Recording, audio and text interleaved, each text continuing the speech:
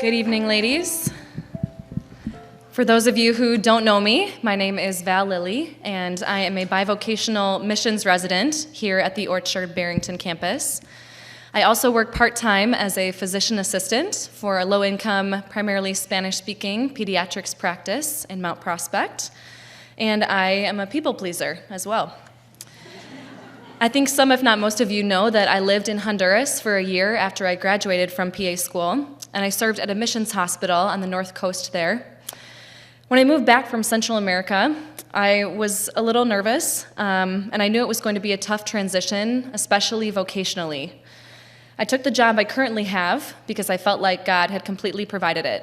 It was in peds, a specialty that I love, Spanish, a language that I'm fluent in, and at a clinic close to home. Unfortunately, ever since I signed the contract, there have been a lot of issues which have left me feeling pretty angry, frustrated, and dissatisfied.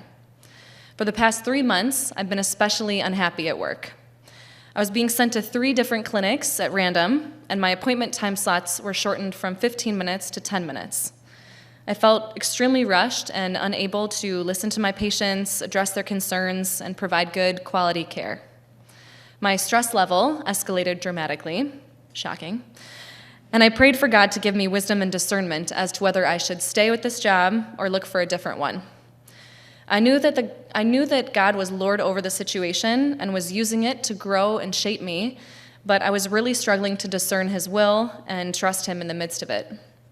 I'll admit, I was afraid of not finding another position, afraid of making the wrong decision and regretting it, but mostly afraid of what other people would think if I quit.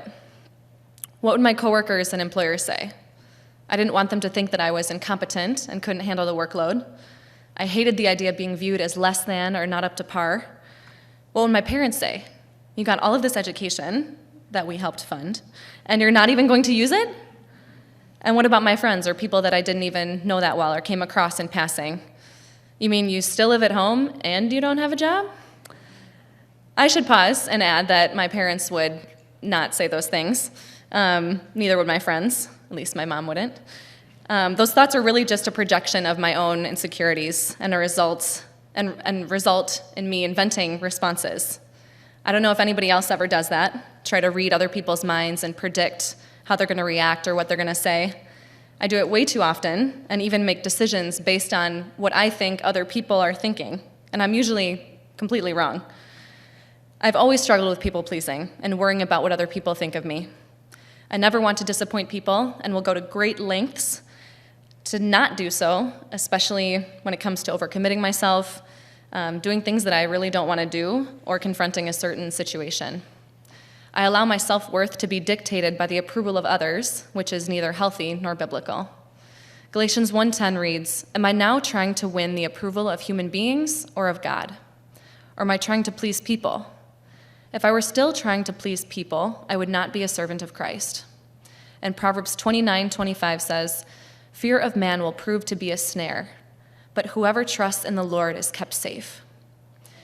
I realize that at the root of my fear of what other people think of me is a desire to look good in front of others and have them think highly of me. This is idolatry. In that, I'm actually worshiping the opinion of other people instead of God. I'm serving man instead of Christ. Being a people pleaser is also selfish and makes me less effective for God's kingdom. It pains me to think about how much time and energy I've wasted obsessing over what other people think or trying to strategize my actions to appease others.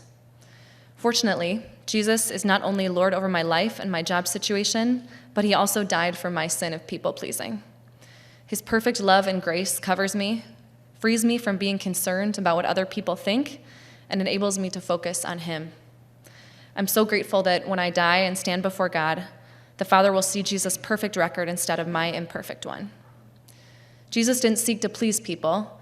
He has sacrificially loved people, and we are called to do the same.